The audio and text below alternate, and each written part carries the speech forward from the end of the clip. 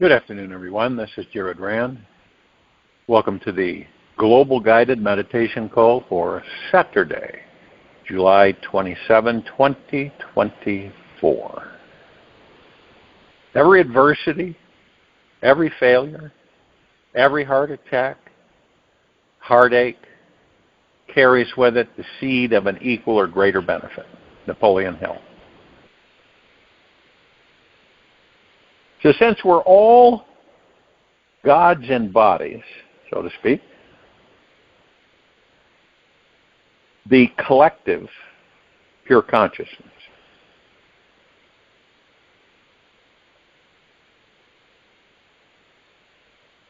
or we know it as the God Source, orchestrates everything in this life without error. Now, our painful experiences are disguised as our greatest spiritual teachers. The pain we are experiencing now is a gateway to our greatest freedom. Now, whether your pain shows up as financial fears of the future, relationship stress, emotional traumas in childhood, or even physical pain in your body, it really doesn't matter. It is the relationship we choose to create with our pain that defines the type of positive or negative impact it has on our minds, bodies, and lives. The greatest weapon we have against stress is our ability to choose one thought over another. William James.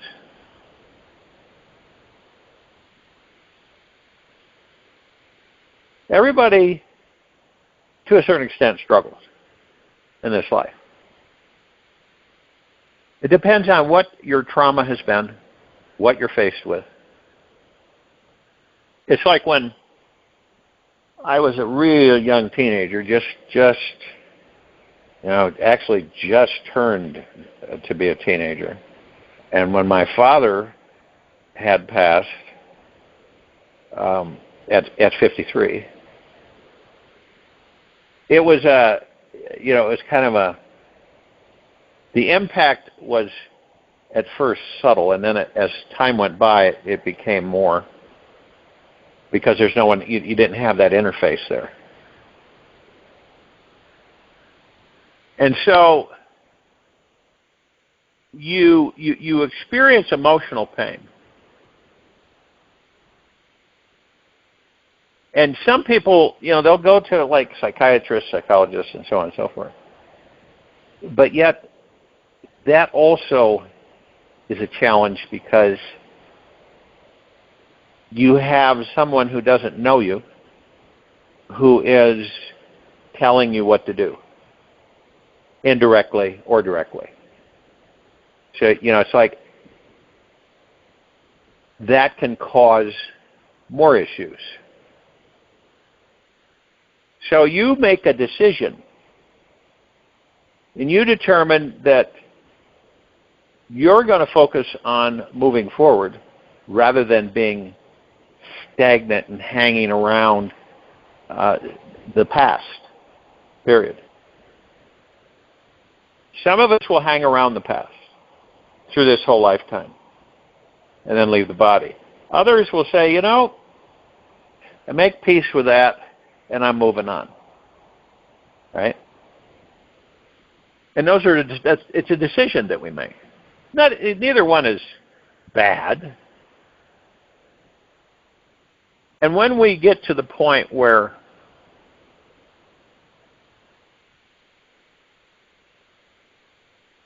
the more we try to control or remove our intensity with these challenges, the worse things become.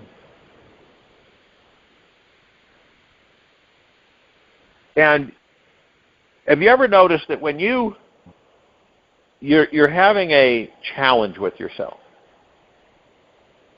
and the more aggressive you become with it, the tougher it gets.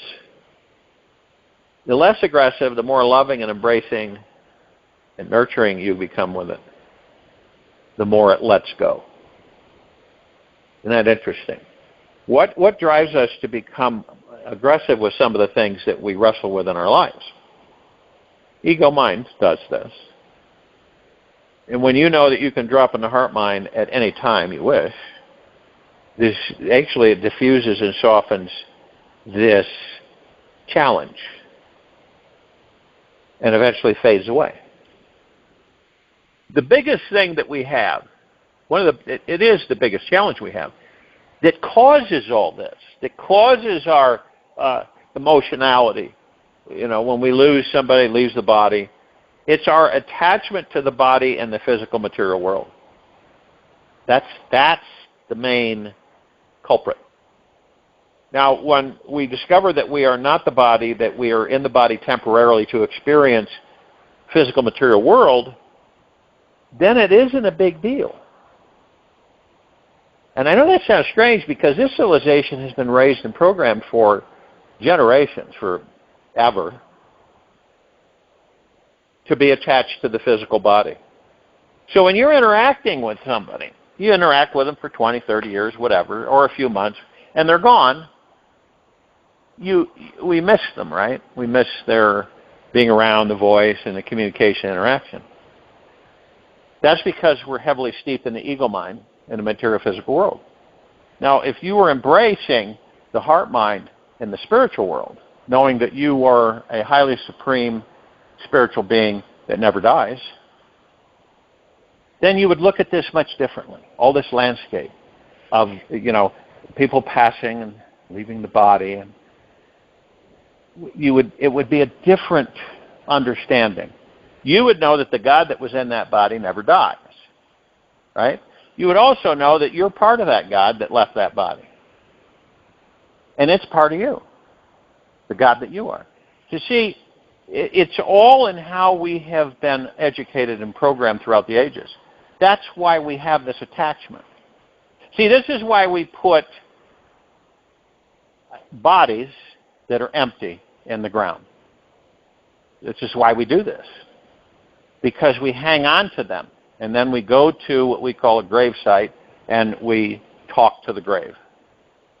This goes on all over the planet. It's been going on for many, many, many moons. But this is because of our attachment to the physical plane. Not our direction of understanding, comprehension of that we are omnipotently powerful supreme beings that never die. So that we leave the body, we go on, we maybe enter another body, and we have that life, and we just keep doing this because we're creators. Now, knowing that in your heart mind, would there be any remorse? No, there wouldn't. Would there be any sadness? No, there wouldn't. Be joy. So what would we do with the bodies? Well, if you go back through the ages, you will see some civilizations, what would they do? They would burn the body. Why did they burn the body? Why would they burn the body? Cremate, right? So that the spirit doesn't become attached to the physical plane. That's why. Why do you think we have ghosts? Why do you think we have poltergeists? They call it poltergeists. Those are just angry spirits that caught in between. So, where does that come from? The spirit becomes attached to the physical plane because the body is left in the ground. So they never separate from the body. They still believe that they're attached to them. They still believe that they're in the physical plane. This has caused a lot of issues throughout the ages. Now, when you cremate the body, and it's understood, a lot of people know this, is that you wait 72 hours and you cremate the body. And the connection to the physical plane is ended. See, people think that when the body ceases, right, that ends it. And you put it in a casket and you put it in the ground in most cases. And that ends it. It doesn't. Because until that body is completely gone, that attachment is still there. Have you ever been, I've been in graveyards, old ones, real old ones. and have seen spirits and interacted with those spirits. And the main thing is that they're attached to the body that's in that ground. You know, they point at the headstone, and you look at the, you know, born 17, 16, and back then, you know, 50 years was long. And, you know, 1756 or 1766 and so on and so forth. So they've been out of the body for quite a while. But since those bones are in that grave, they're attached to the physical plane. So the misdirection here in how we have believed in certain things, the religion, man-made religion, a lot of different factors as we become more and more programmed. This is what happens. So we hang on to these beliefs. So, you know, get a casket, you put the body in the casket, and put the body in the ground, put a gravestone up there, and that's it.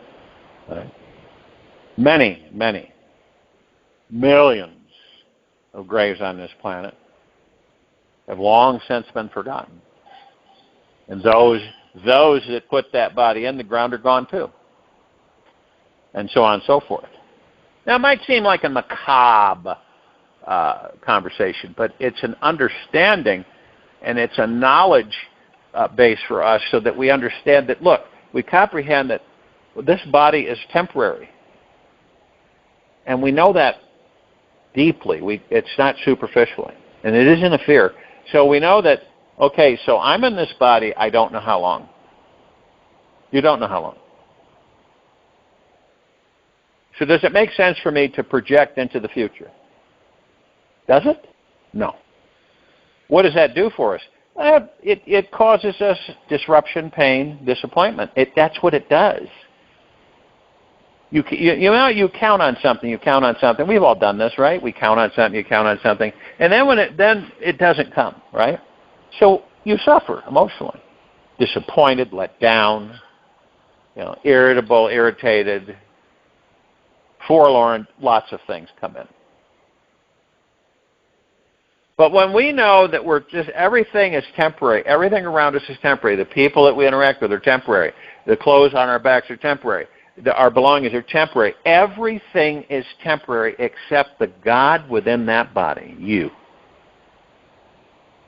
So you can see that we design, whether knowingly or unknowingly, all of this. We designed it all to perfection.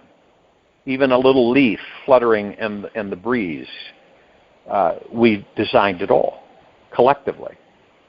And we call that the God, which is essentially pure consciousness. It's just like I've said that wherever you look, you create. Wherever you're looking, you're creating. Okay?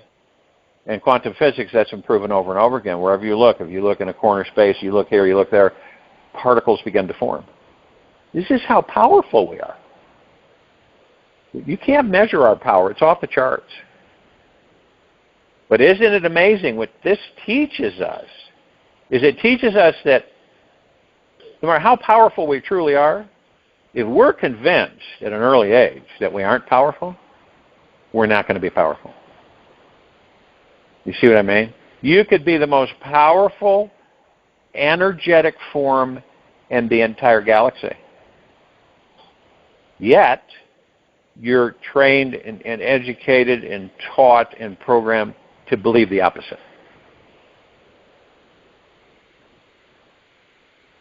And this is what's strange, in a way, that we don't use our power. And we do indirectly, because if we focus on something long enough, we're going to create it. So if it's fear, worry, and stress and anxiety, poverty, all these things, we're going to manifest those.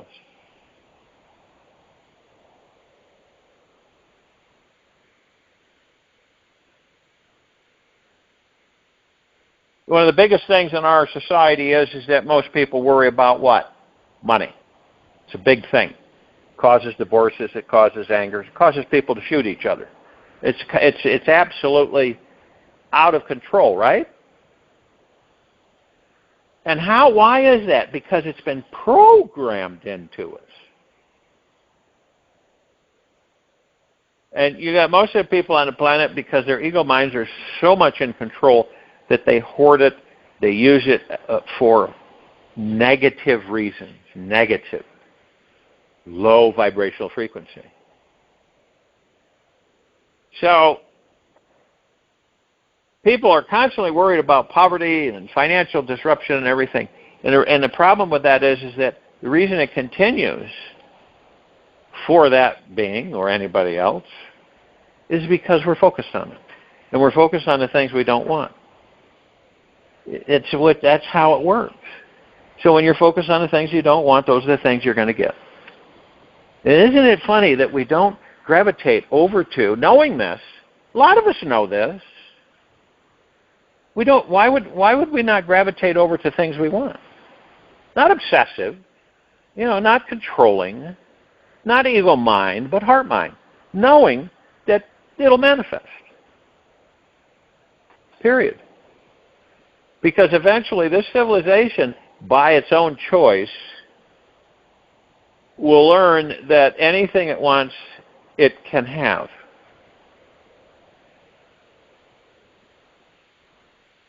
Someone might say, well, what about the crazies? What about the ones that don't have a clue? And because they won't say. See, that's the point. They won't discover that because they haven't gone through the steps. They'll never discover it because they haven't gone through the steps. The steps just go within. Nobody can do that for you. You do that for yourself.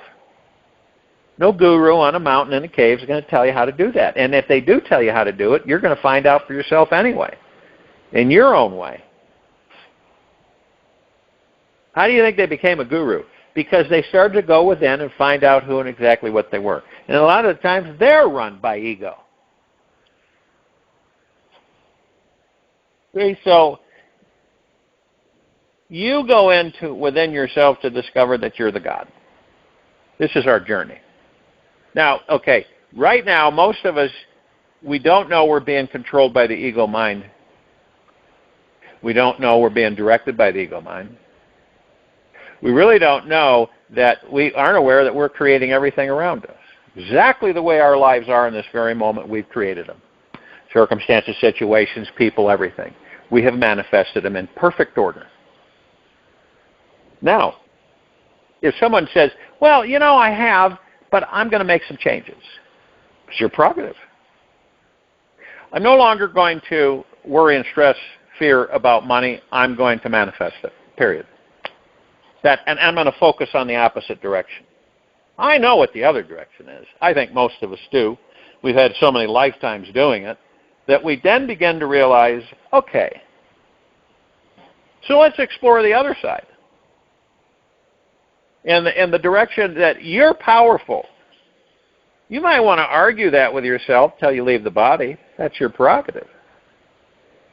But you're omnipotently powerful. You could attract anything you desire. Now, the trick is that you begin to master the ego mind, so you leave it alone.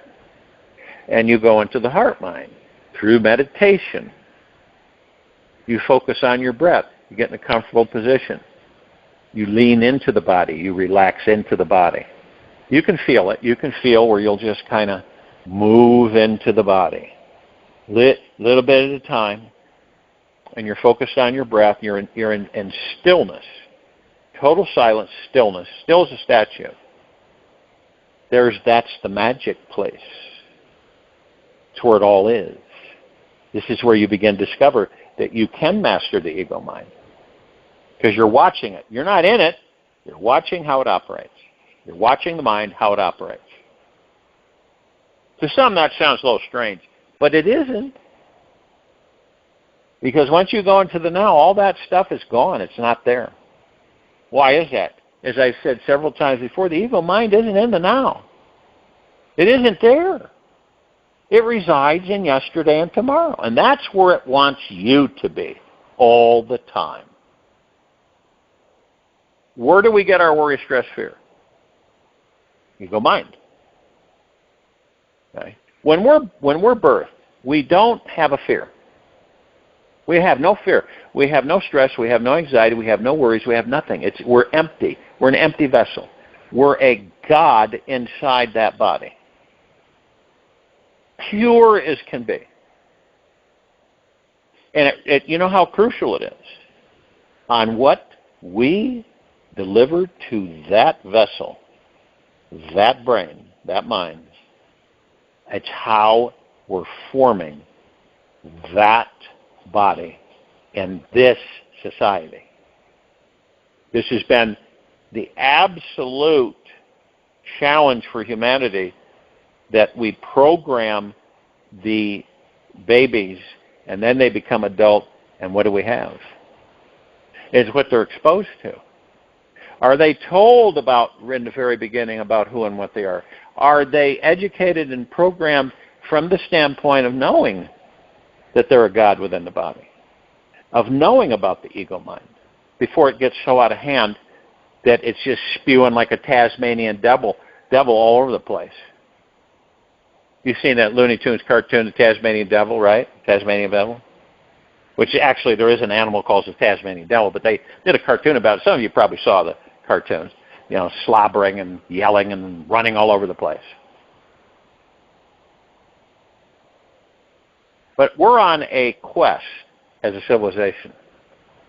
Now, yeah, we step in holes here and there. We have issues here and there, and we formulate and we compare and share, and then we're at each other and not at each other, and then we're critiquing and judging and this and that, all across the board. Nothing's boring about it. But then you come to a stage. If you're fortunate enough to get to a certain age, and you ever notice this? You slow down and you look at things. You start to look at things a lot differently. And because of our material physical world, what are a lot of people in this country right in this very now moment that are in their 80s and 90s thinking about? What do you think? What do you think they're thinking about? Leaving the body. That's what's on their mind. What are they focused on? Leaving the body. Are they focused on healing the body, focusing on the positivities of the life that they have in the very now? In most cases, no. Yeah, there are some, but the majority, no. Scared to death of leaving the body. It's because of how they've been programmed. You think that skips generations? No. In fact, it's gotten even more so, deteriorated even more, as you can see, in the social structure of this planet and the civilization. It's deteriorating more and more and more.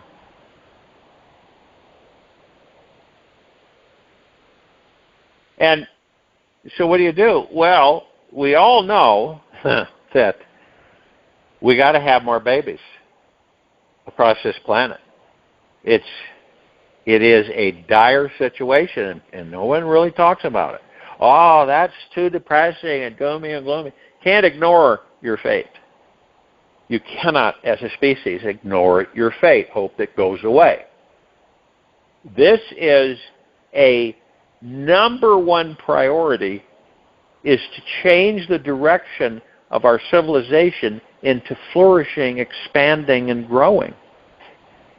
Not depleting and disintegrating and going into extinction. See, it's a culmination. Who did this? Who did it? Where did all this come from? Through thousands of years it's taken to get to this point.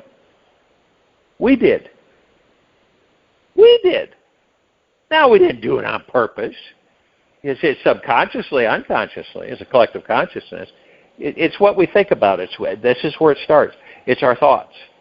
The thoughts become realities for every one of us. So whatever you're thinking, whatever you're focusing on is going to come into your reality, and you're going to experience it, whether it be good, bad, or indifferent. None of us are exempt from that. Nobody has mastered that to any degree. Maybe something a little bit here, a little bit there, but not total mastery. Why is that? Well, we pick up so many different things that challenge us, and that we go through life, and we're kind of like magnets, and things just kind of stick to us. We just go through life and think, there's another one, shoot, sticks to us. And then we have other things that we hide inside, our little secrets. Don't care to have anybody know about them. Emotionality, things that we experienced as children, things that we've carried with us as adults, heartaches, broken hearts, disappointments, letdowns, all of these things that we either choose to carry with us or we don't. And the funny thing is that we're such creatures of habit while in these bodies that we almost say, "Oh no, I got to give that up. I need that." When it's not doing the greater good for you at all. So instead of dropping it out of the balloon, you ever been in a hot air balloon? Okay. You get in a hot air balloon, and there's ballast, okay? So there's little sandbags, usually, with ties on them, and they sit in the bottom of the basket. And it's kind of ballast, weight, balance. If you don't take some of those out, the basket's not going to take off. You could pump the hot air all you want. It's just going to sit there and shake. So you've got to adjust to the ballast so that you have enough buoyancy so that the hot air fills the balloon and you go up. That's how we are.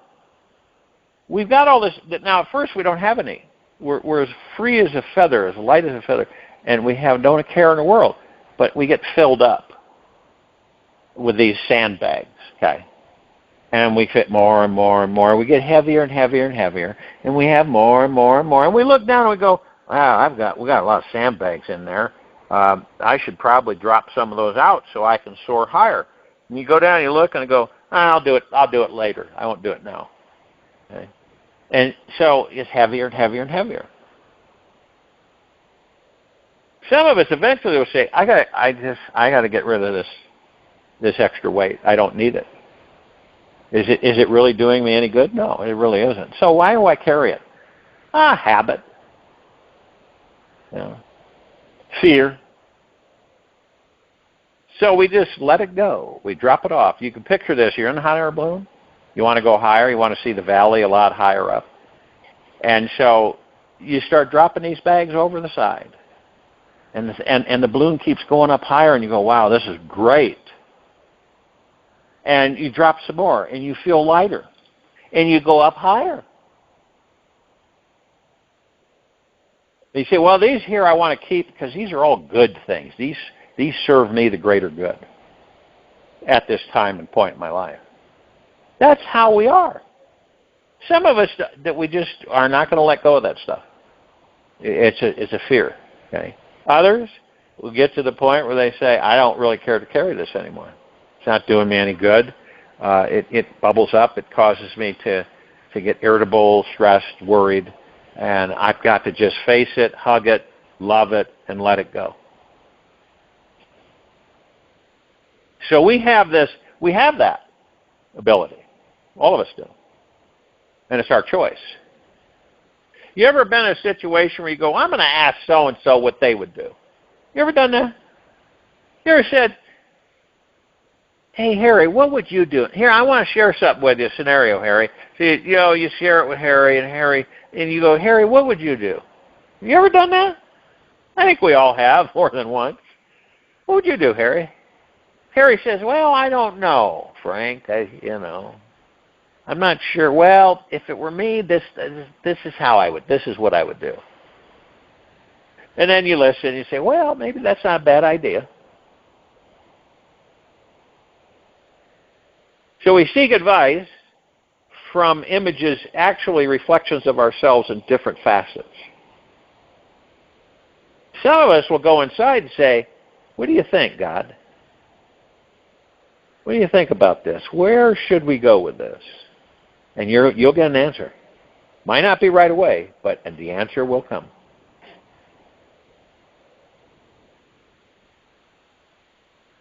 Do you have conversations with yourself? Have you ever done that? You ever had a conversation with yourself? I do it all the time.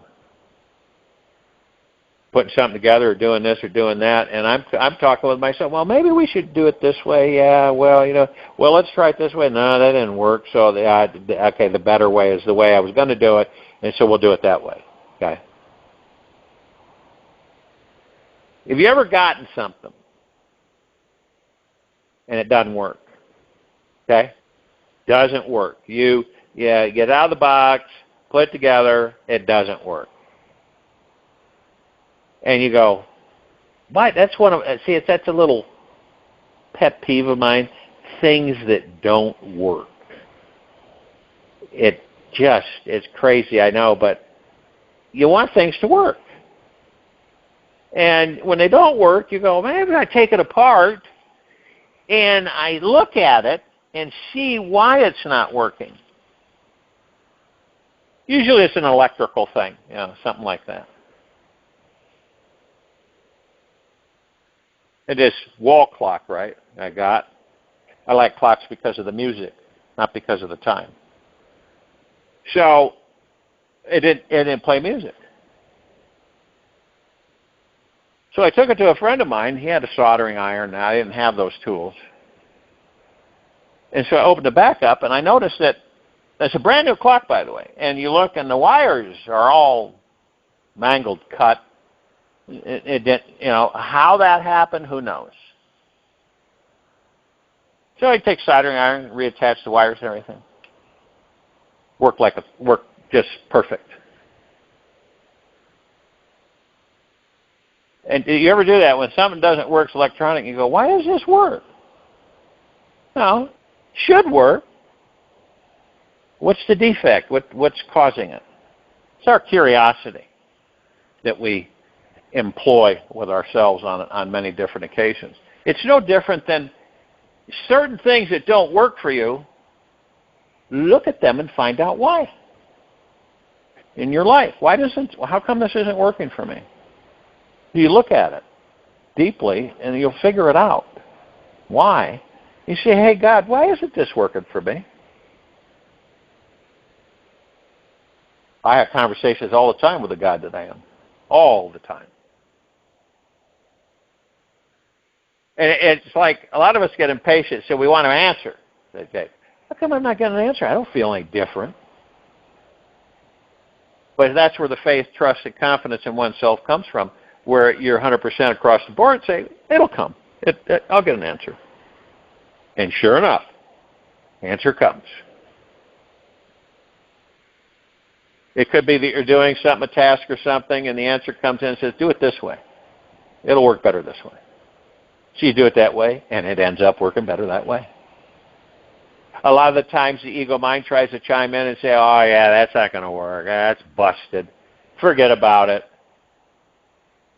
And on other times you're with the God that you are, and you say, oh, no, wait a minute here. There's a way to fix this.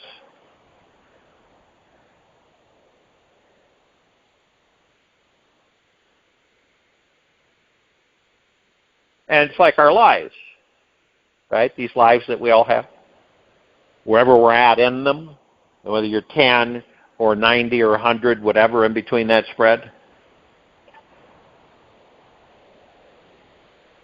We all want to have happy, healthy, fun, loving, vibrant lives. All the way through. Not, oh, well, you're over the hill. Yeah, you're 85, 90. Yeah, you only got a few years left anyway. See, that's stinking thinking. It really is. It's the old, moldy, social, structured thinking. And it's old, and it's dank, and it's moldy. So what's the bright, in-your-face, nice breeze thinking? I'm going to live forever. I'm going to be immortal. And I'm grateful right now for the body I do have. Because if I didn't have the body, I couldn't be immortal in physical material life. I am immortal anyway. But it's great to have a body that's immortal. Synergistically, it clicks much better. You'll see. You'll experience it. It clicks much better. Right? Doesn't it make sense that our direction is to progress and continue to learn forward, not backward? Well, when you have an immortal body, a mortal, physical, organic body, a lot of that stuff that occupies us through the ego mind isn't there anymore. We're learning, we're progressing, we're interfacing, we're learning from other species, other civilizations, other physical forms inhabited by gods and pure consciousness. We have all of these opportunities. They're all there, they've always been there. It's just up to us what we decide. Now, a lot of us, of course, get mired in what? Material physical life. Ego mind. That's what we get mired in. We get lost in that, and then we leave the body. Is it important to climb the ladder in this life? Is that important? Climb the ladder. Fame, fortune, great wealth, abundance, power, control. Is that really important? Has it really done any good for our civilization? Has it? Because that direction is completely, purely ego mind. Well, it's heart mind. Heart mind, no, you already know you have it all. You're not without. You already have all of it. And you direct through the heart mind what you desire, what you want. And you have the confidence, faith, and trust in order for it to materialize. And it does. And by staying in the heart mind, you don't have the ego. Why do you have to prove? You don't have to prove anything to yourself or anybody. You're already perfect. All of us are. We all deserve the best of everything. And it's, that's repeated over and over and over again because it's been done to us over and over again on the other end.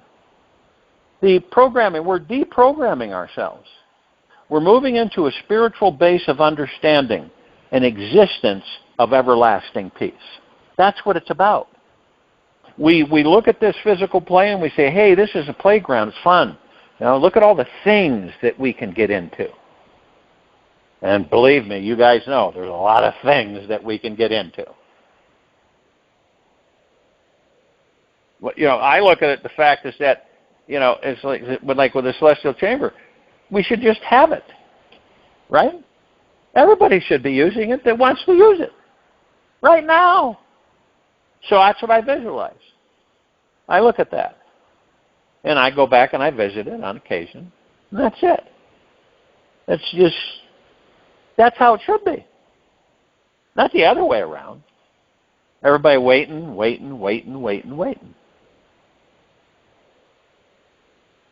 I look at everything on the planet as everybody being happy, healthy, and wise.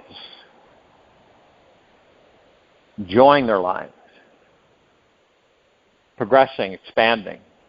Planets turning into a God planet paradise. The people are becoming more and more spiritual. You can see the ego mind melting away and the heart mind coming front and center. You see the fears melting away. You see the anguishes and sorrows melting away. And you see love, gratitude, happiness, joy, bliss, tranquility moving in to take their place.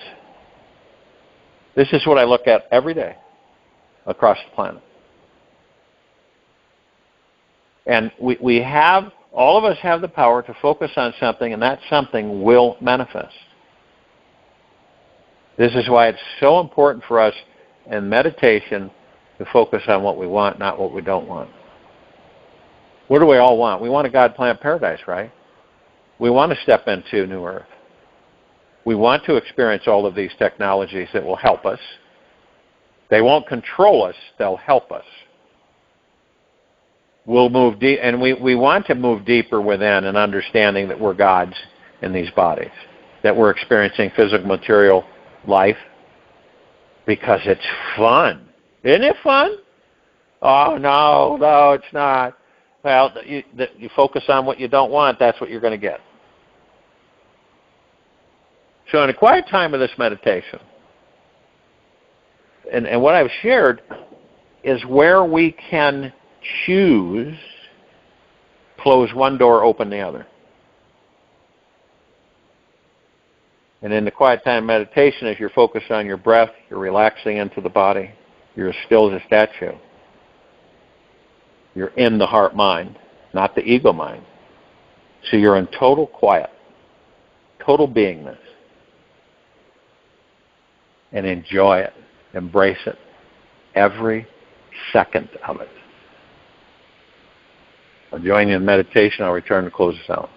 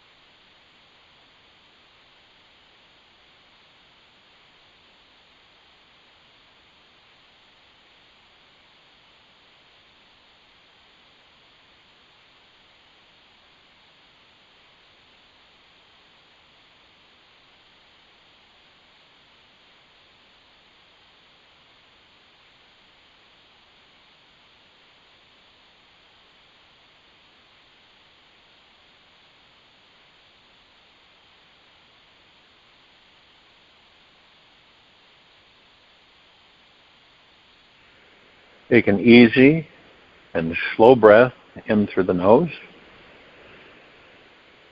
and an easy and slow breath out from the mouth. Remain still, focused on your breath rising and falling, relaxing into the body. Things will work out. The mind can get too busy, worrying about the future, lost in its stories about the past. Whenever you come from fear, you narrow your vision and stop seeing the bigger plan behind it all. The heart can become deaf, unable to listen to our intuition, which is only available in this present moment. Step more fully into this moment. You will feel much more relaxed about everything. Of course, in the end, things will work out. They always have. They always will. Trust this feeling today and really let go of the endless tension inside this worrying machine. Take this with you for the rest of the day, into the evening and night, and into the following morning. We will return here Sunday, July 28, 2029, or 2024, excuse me, a little after 3:15 p.m. Eastern. Be gentle, kind, generous, and humble with yourself at all times. Be in the highest of the highest, high, deepest of the deepest, deepest, purest of the purest, purest. Eternal gratitude at all times, no matter what's happening within you or outside of you. Open your heart. Allow the magic to flow in.